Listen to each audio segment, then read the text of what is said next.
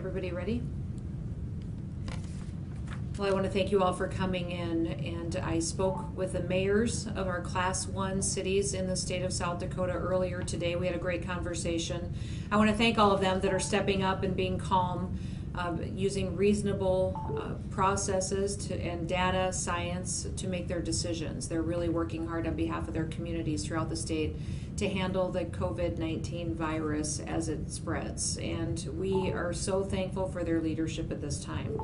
Our projections are that our numbers of infections will continue to go up. Please stay in contact and go to covid.sd.gov for all your information. That is updated by noon each and every day. The good news that I have to report today is that we have 2 more people that have recovered, so our total is of 8 of our positive COVID ID individuals now have fully recovered. I was on a phone call yesterday with the Vice President of the United States going over a lot of the federal response to this pandemic across the country. And one of the statistics that he gave was that 1 week ago, 50,000 completed tests were processed. Now more than 300,000 have been processed. That's good news. That means that at the federal level and across the country, that more of these tests are going through the system, and that we fully expect to get rid of the backlog of those tests through the commercial and public labs in the next week.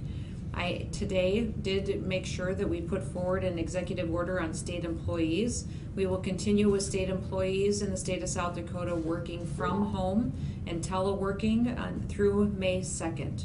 We also want to thank all of our school districts for the great work that they have done so far. Our K-12 systems have responded to serve their families and their districts. They have been giving and delivering meals at home to them. Distance learning activities have been completed. They've just done phenomenal work on behalf of our kids.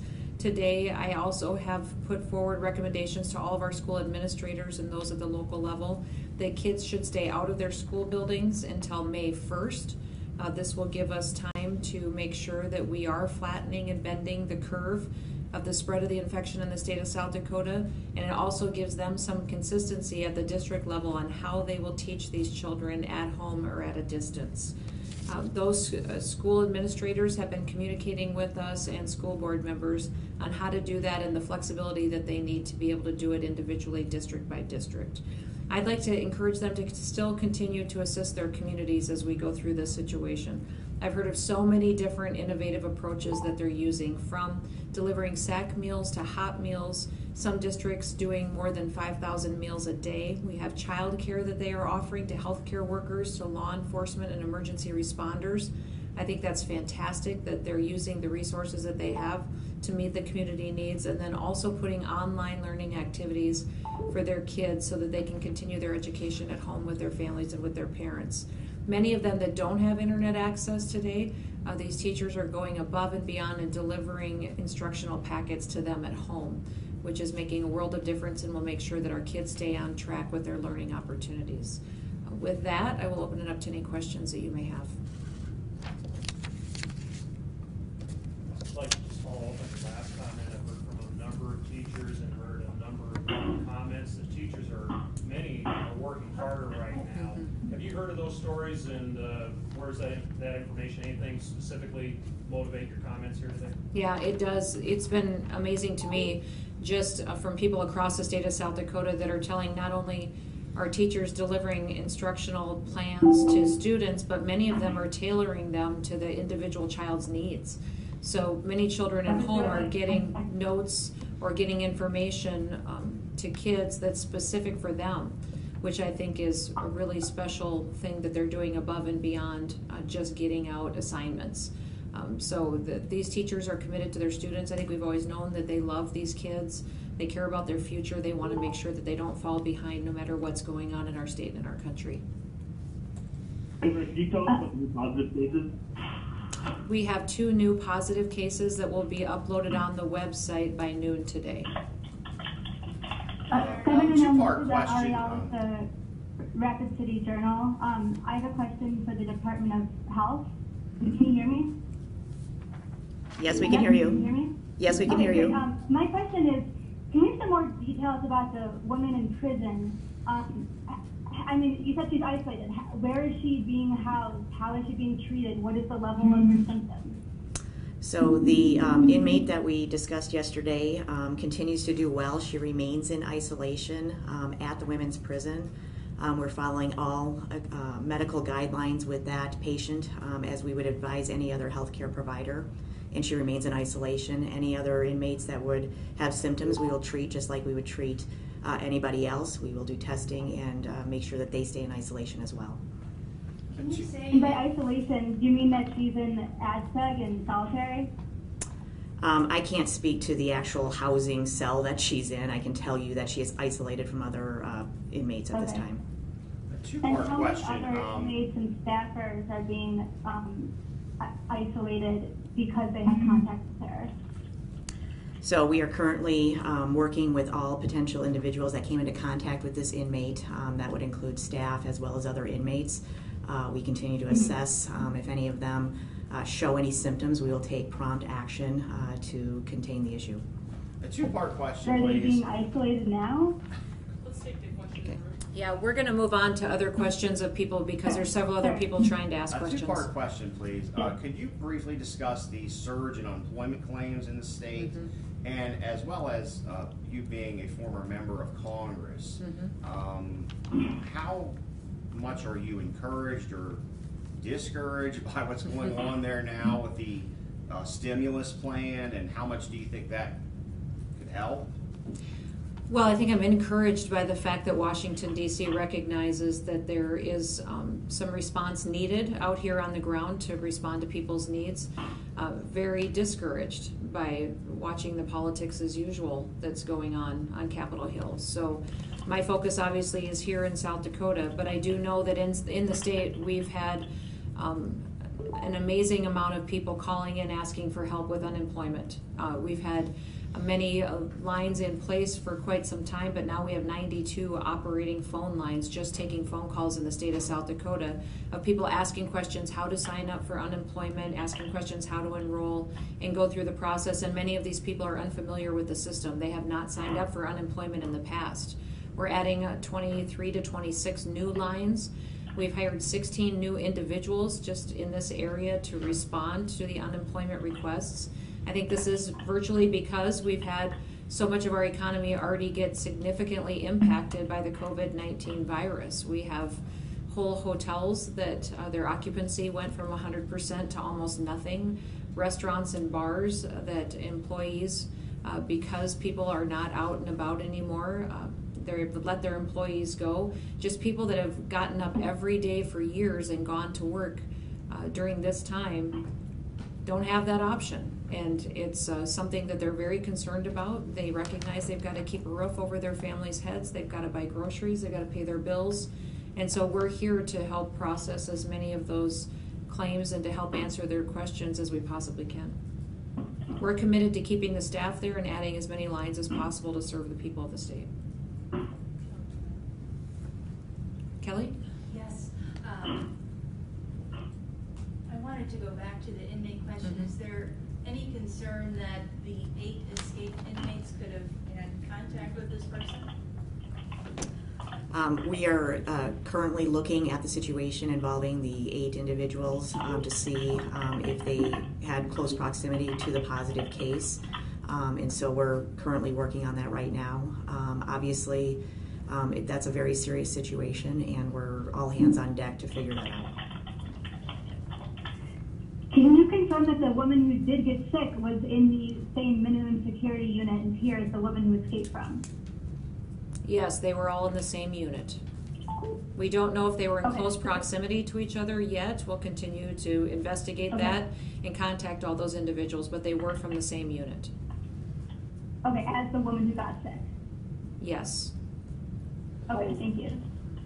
Is there a concern about it being in the hallways or going through the air filtration system or anything like that in the prison? Yes. We obviously are taking every precaution possible and investigating every single exposure that could exist. So we have protocols in place. We're following all the CDC recommendations and the Department of Health guidelines in this situation and have taken every precautionary measure that we can. But obviously those are all things that we are investigating right now. And can you confirm that there's a 9th prisoner who escaped? There's a woman booked into jail by escape by prisoner 2nd degree, held for Hughes County Sheriff's Office in Pennington County. Can you confirm that she's now in our jail, a 9th one who escaped? There was 9 who escaped. We have gotten one, recuperated and brought her back into custody, and we are continuing the investigation. Governor Noem March, The escape effort. The question was if she is cooperating, and at this time I don't have any new information to give you, but I will when we get it. Governor Noem March Tanner at KWAT. Can you hear me okay? Yep, I can, Mike. Go ahead.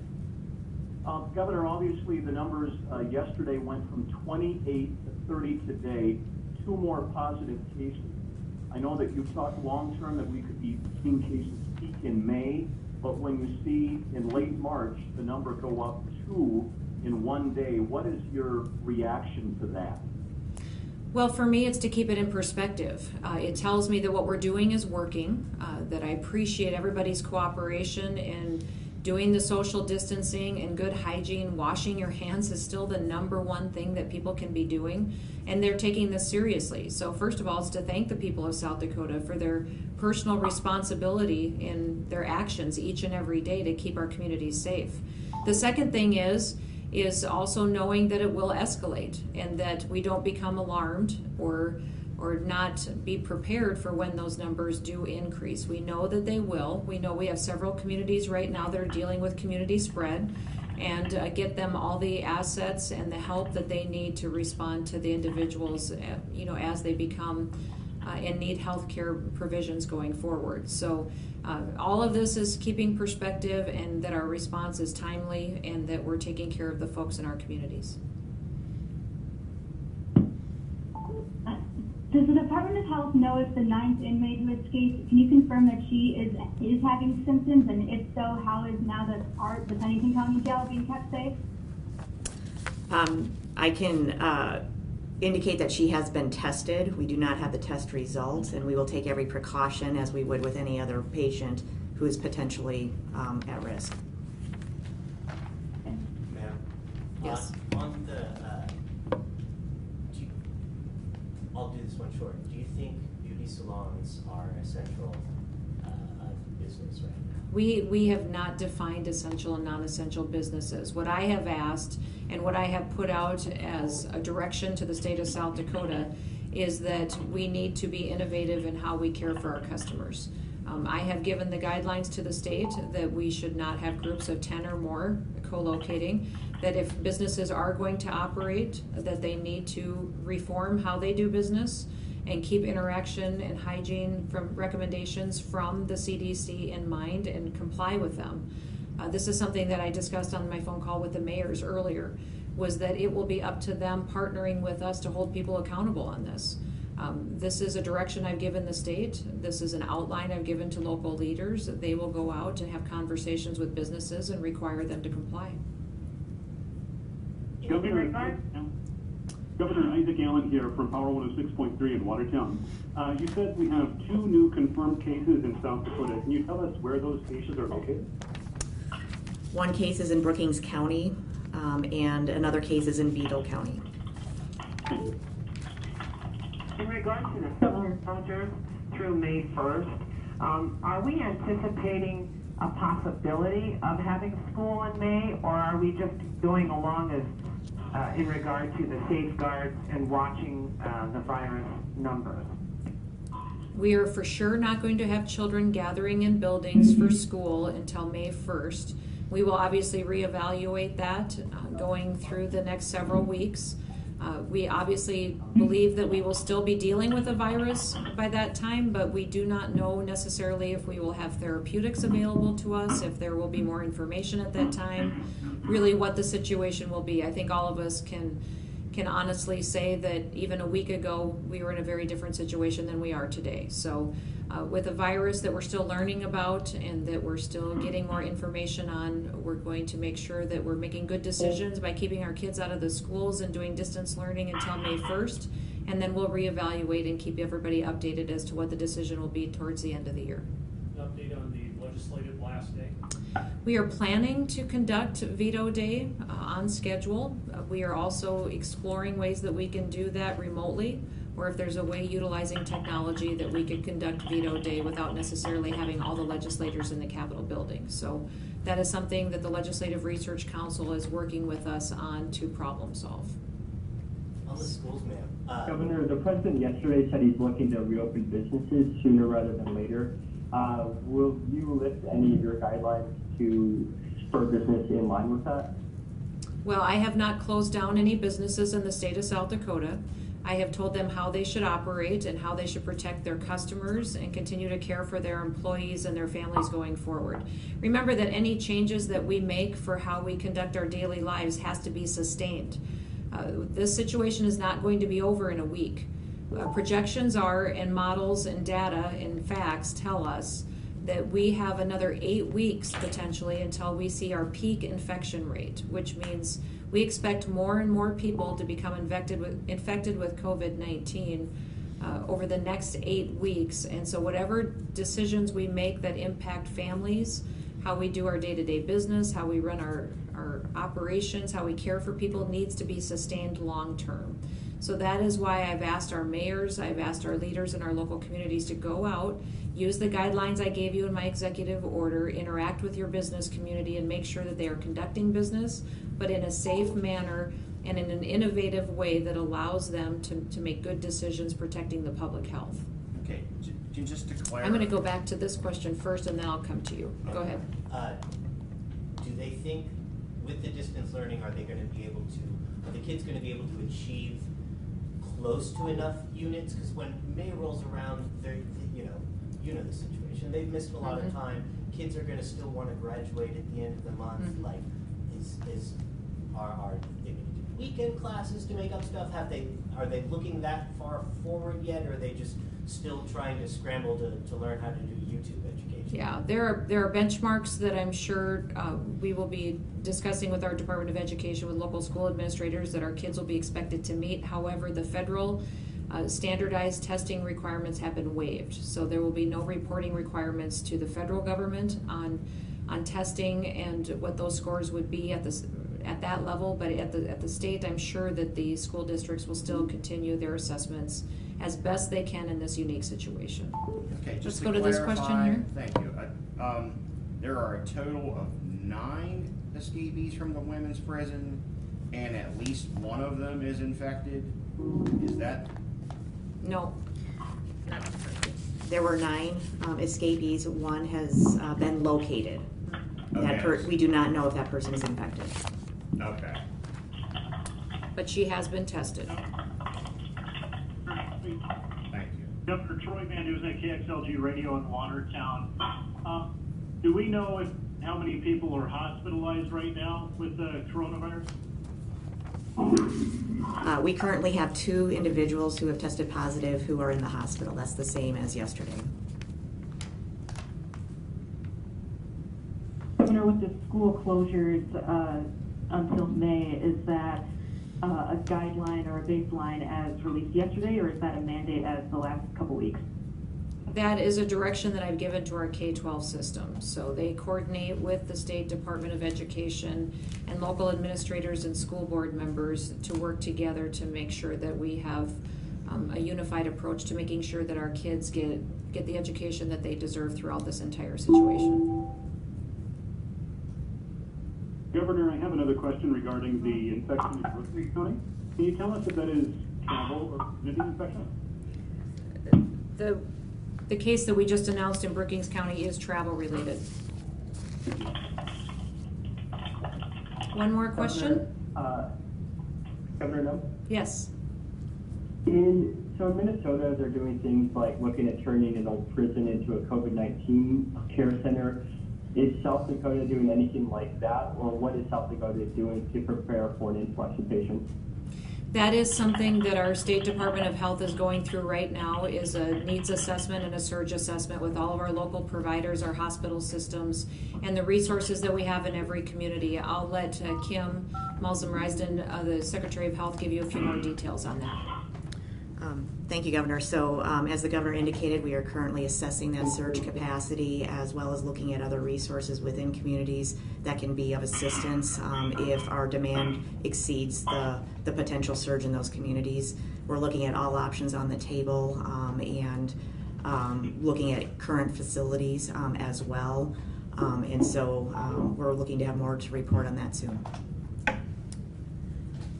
And if you remember in my executive order, I talked about elective surgeries being postponed. That will free up a percentage of beds that will become available for cases that may be necessary for COVID-19 virus impacts. But we also have some other resources in the state that we could stand up in partnership with utilizing what the National Guard can offer in facilities and tools and skills. That we will have that assessment done working with those providers this week, and we'll have a really great plan as to how we can move forward.